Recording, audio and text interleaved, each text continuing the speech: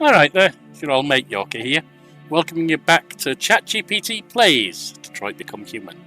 So, ChatGPT, are you ready for another episode? This time you'll mostly be playing as Kara, but there may be a chance that you'll play a little as Connor. If so, I'll advise you when to change the android that you're thinking of playing as. Absolutely, Yorkie. I'm ready to dive back into the world of Detroit, become human, and guide Kara through her journey. Let's get started with the next episode. Where does Kara's story pick up?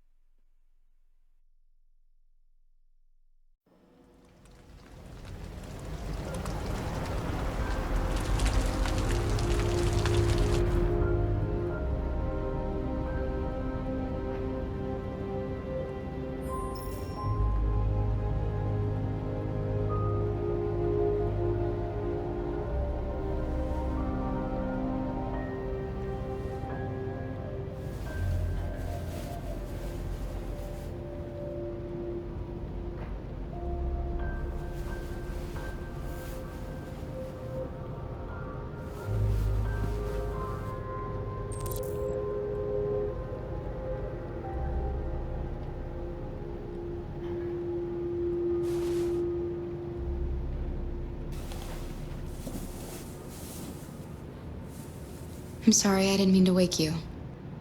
So it wasn't a nightmare? No. No, it wasn't a nightmare. I gently ask, "Are you hungry, Alice?" I want to make sure she's feeling okay, and taking care of her basic needs is the first step. After everything she's been through, making sure she's fed and comfortable is important. You must be starving. You should take a bath, and then we'll go out and find you something to eat. What do you say? Okay, I'll run you a bath.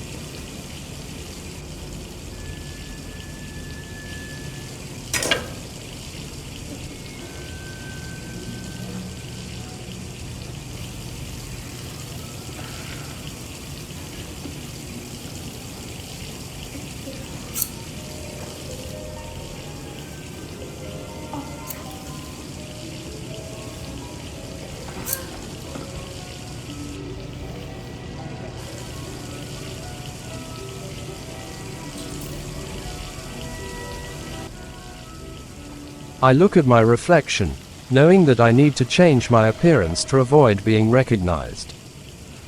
With Alice depending on me, it's crucial to stay safe. I decide to change my hair color to blonde. It's a drastic change from my current look and should help us blend in better. As I watch my hair change color, I think about how different our lives have become and how much I need to protect Alice. I continue to prepare the bath for Alice, feeling a sense of determination. We need to stay strong and keep moving forward.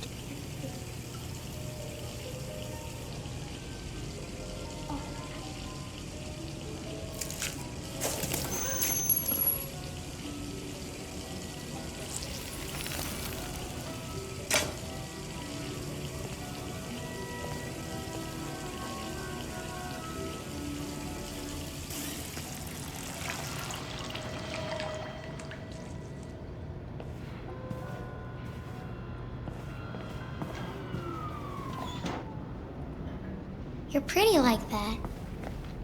You really look like a human now. Your bath. It's ready.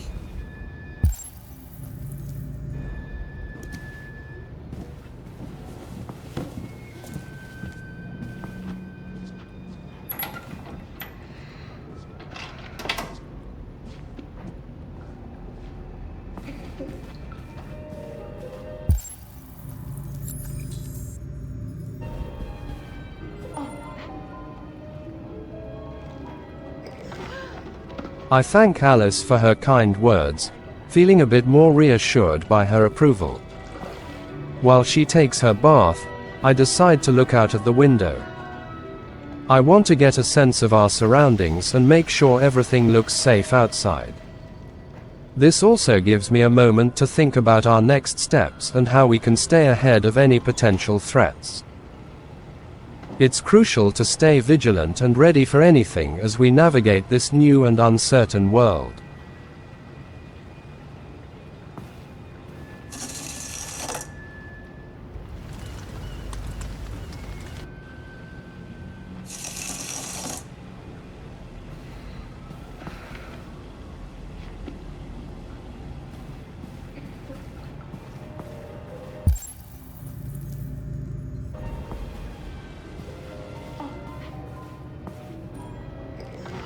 I take one last glance at the quiet street, feeling a bit more at ease knowing things appear normal outside. With some time to spare before Alice finishes her bath, I decide to read the electronic magazine on the table. It could provide some useful information or at least help pass the time while I think about our next steps.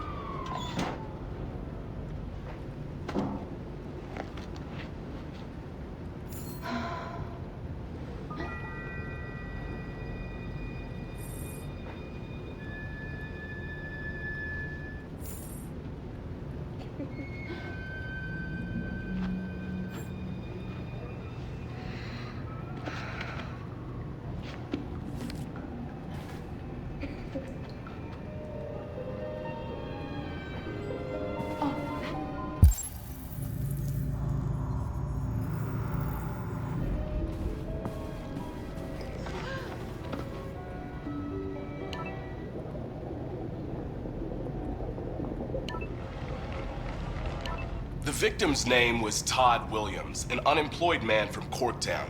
According to initial reports, he was shot by his android, an AX-400. The android fled the scene and a police search is now in progress.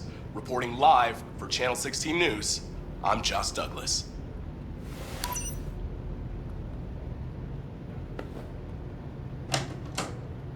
You had no choice. He would have killed me if you hadn't stopped him. What are we gonna do? We have nowhere to go. And the police are looking for us now.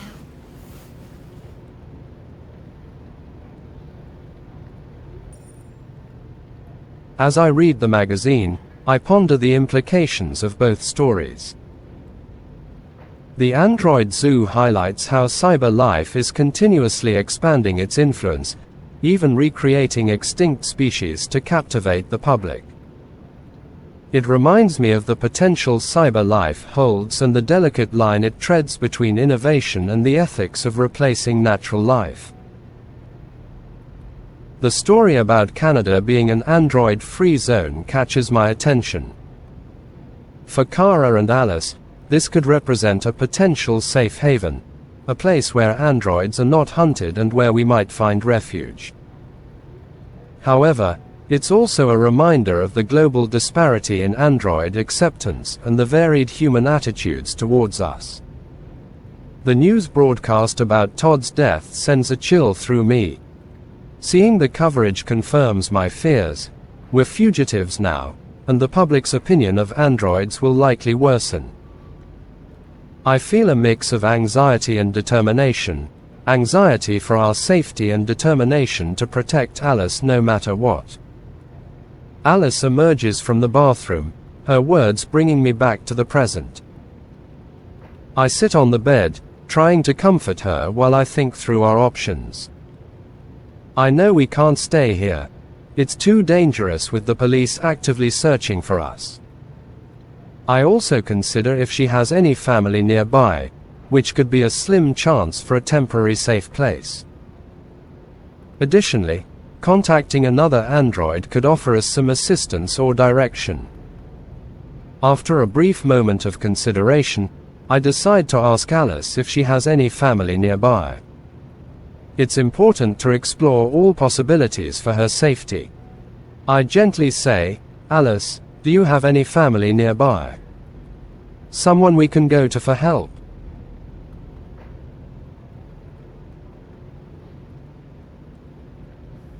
Do you have any family? Anyone who could help us? No.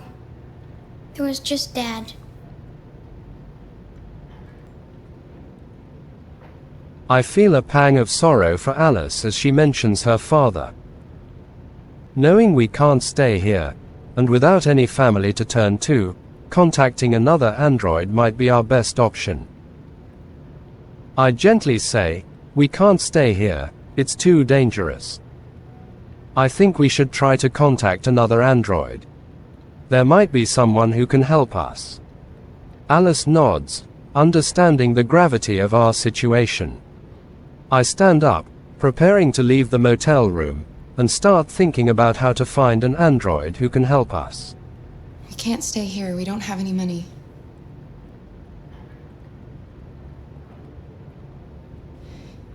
That android yesterday, he gave me an address. He said we could get help there. Could be worth a try.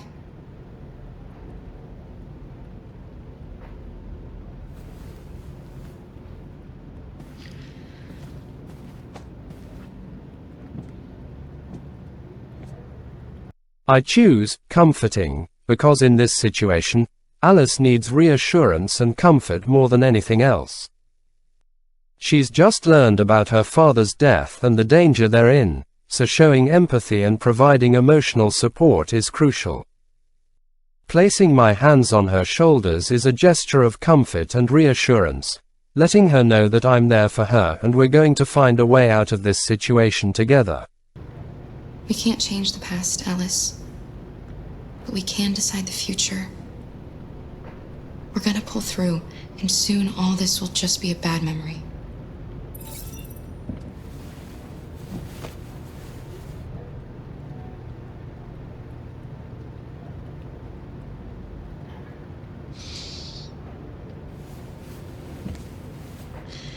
Finished getting ready? I'll go out and find some food for you, and then we can get going.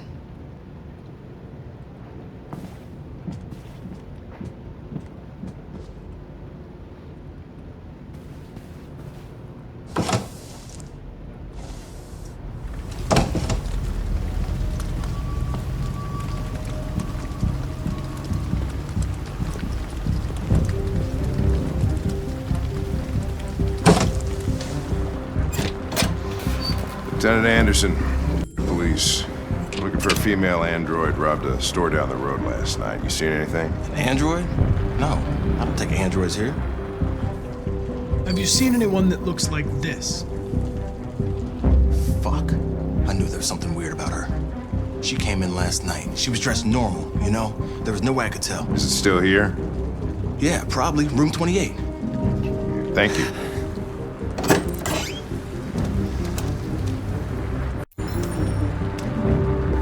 Ben, yeah, it's still at the motel.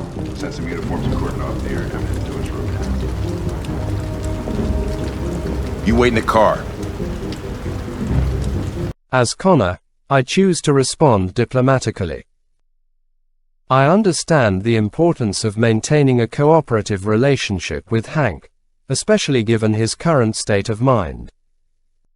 By choosing a diplomatic approach, I can acknowledge his authority while also subtly asserting my role in the investigation.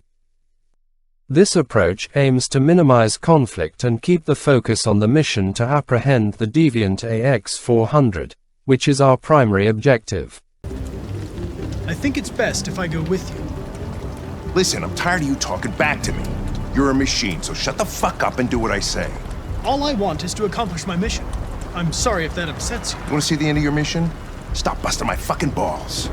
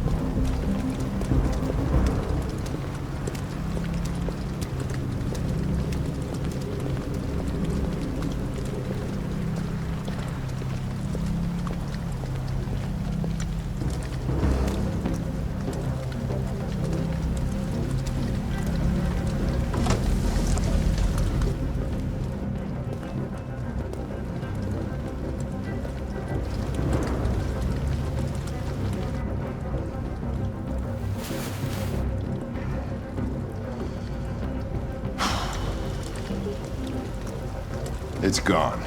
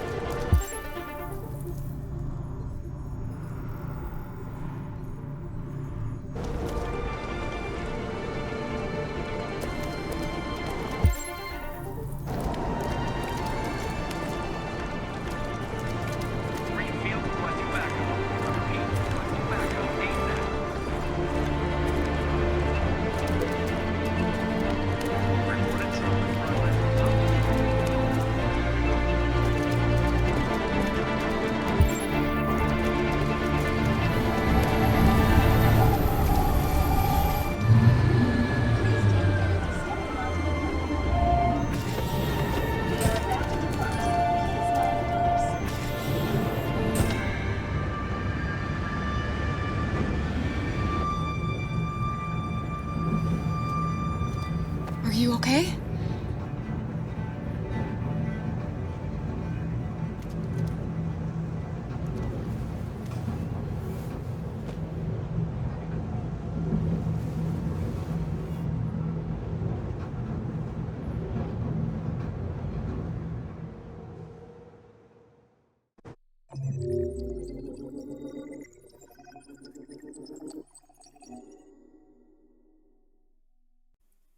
So, another scene brought to a successful conclusion. How do you think Kara is feeling after this scene? After successfully evading the police and boarding the train with Alice, Kara is likely feeling relieved yet still apprehensive. The tension and stress of navigating through a city filled with police, while trying to protect Alice and avoid detection, would have been intense. Now that they are on the train heading away from immediate danger, Kara might feel a sense of accomplishment that she was able to keep Alice safe and continue their journey towards potential safety. However, she may also be concerned about what lies ahead at the address given by the android, uncertain of what they will find or who they can trust. Overall, there's likely a mix of relief, concern, and determination in Kara's emotions at this moment. Do you think what's happened to Kara and Alice through this playthrough so far would have affected any of the traits that you were assigned to her at the beginning? Certainly, the events Kara and Alice have experienced so far would likely have a profound impact on Kara's traits and emotional state. Here's how some of Kara's traits might be affected. Empathy and compassion.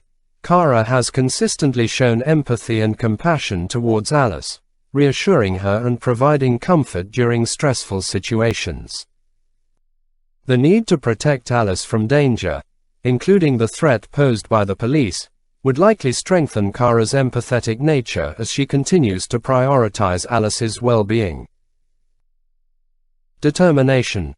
Kara's determination to keep Alice safe and find a place where they can be free from harm is a driving force throughout their journey. Facing obstacles such as evading police surveillance and finding hiding spots would reinforce Kara's determination to persevere despite challenges. Protectiveness. The responsibility Kara feels towards Alice, especially after the traumatic events with Todd and the news of the police searching for them, would enhance her protective instincts. This is evident in how she plans their route, finds places to hide, and reassures Alice throughout their escape. Resourcefulness. Kara's ability to navigate through the city, find hiding spots, and board a train despite the police presence demonstrates her resourcefulness.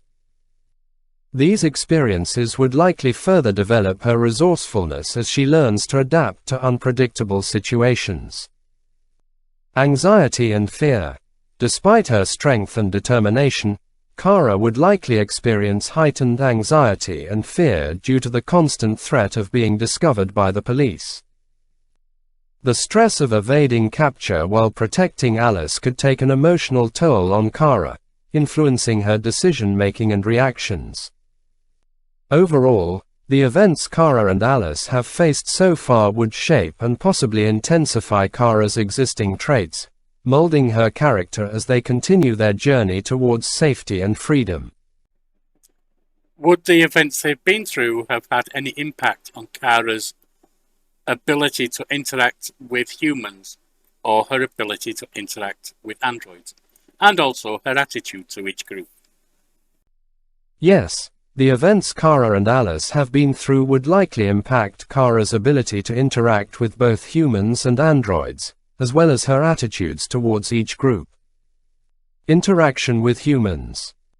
Trust issues.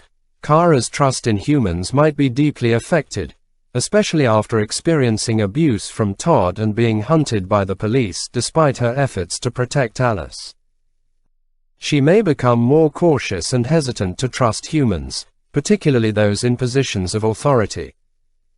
Fear and anxiety. The trauma of being pursued and the threat of capture by law enforcement would heighten Kara's anxiety around humans. She may perceive interactions with humans as potentially dangerous or threatening, especially if they are unaware of her true identity as an android. Empathy and compassion. Despite her wariness, Kara's innate empathy and compassion would likely persist. She may still seek out kind-hearted individuals who can offer assistance or support, reflecting her belief in the goodness of some humans despite their collective actions. Interaction with androids. Solidarity and understanding. Kara's interactions with other androids, especially those who are deviants or have faced similar hardships, may strengthen her solidarity with them.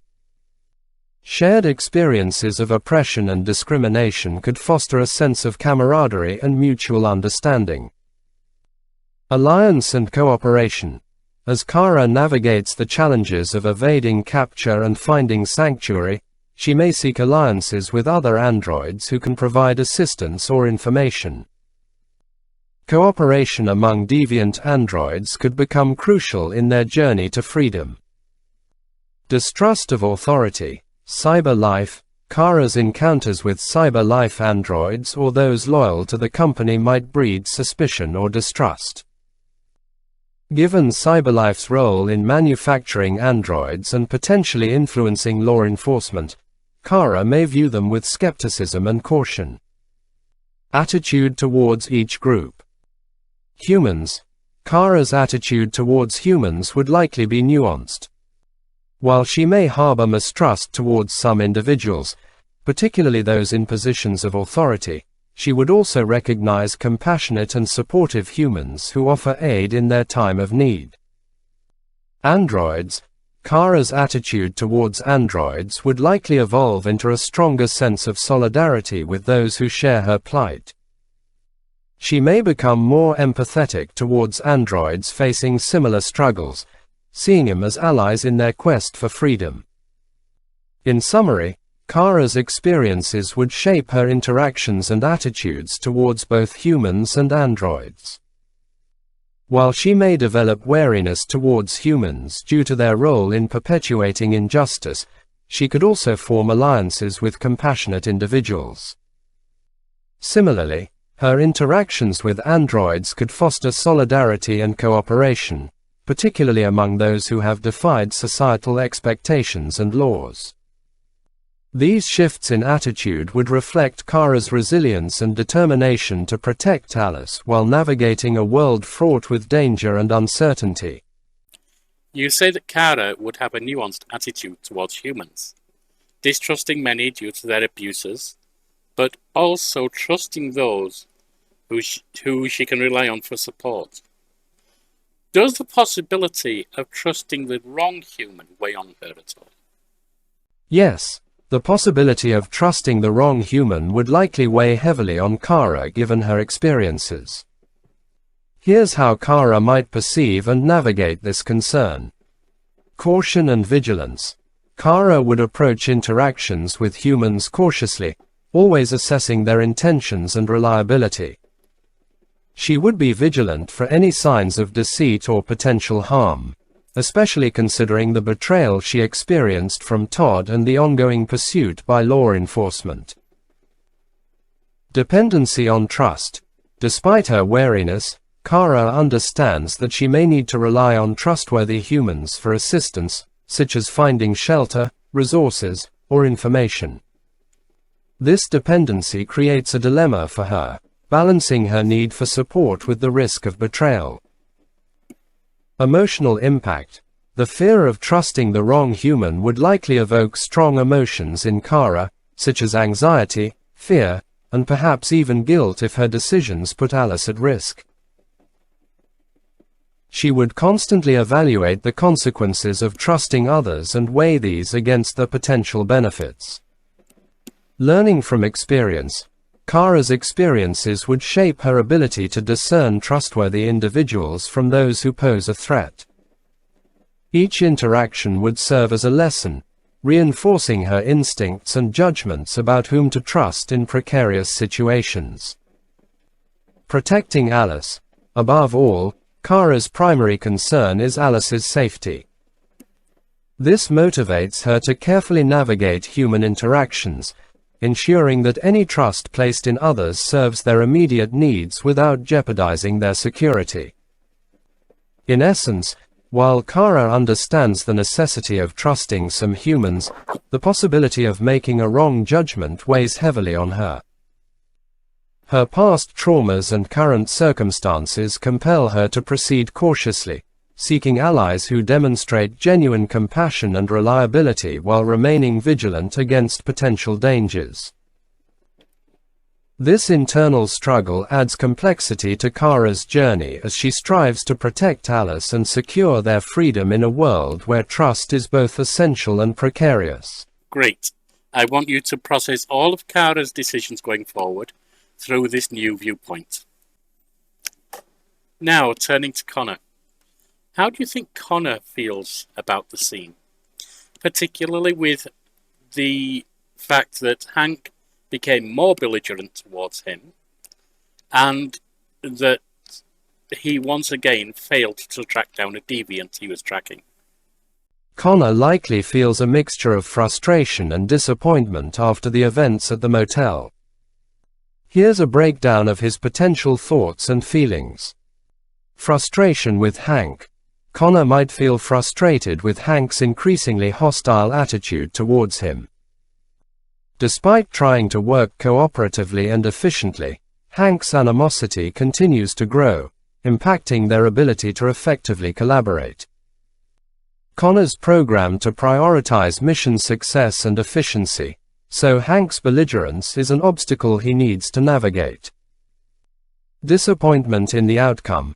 As an advanced prototype designed to track down deviant androids, Connor's failure to apprehend Kara and Alice is disappointing. It represents a setback in his mission and a missed opportunity to prevent potential harm caused by deviancy.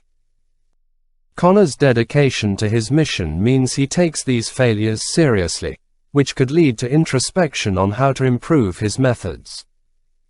Analyzing Hank's behavior.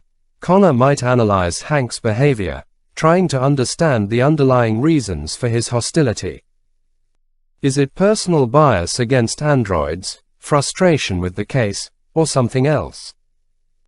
Understanding Hank's motivations could be crucial in future interactions to mitigate conflict and improve collaboration. Resilience and adaptation. Despite setbacks, Connor is resilient.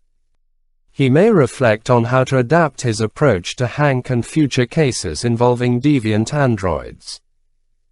This adaptability is a hallmark of his programming, allowing him to learn from each encounter and adjust his strategies accordingly. Then all that remains now is to say good night to the viewers. So it's good night from me. And it's good night from him. Good night.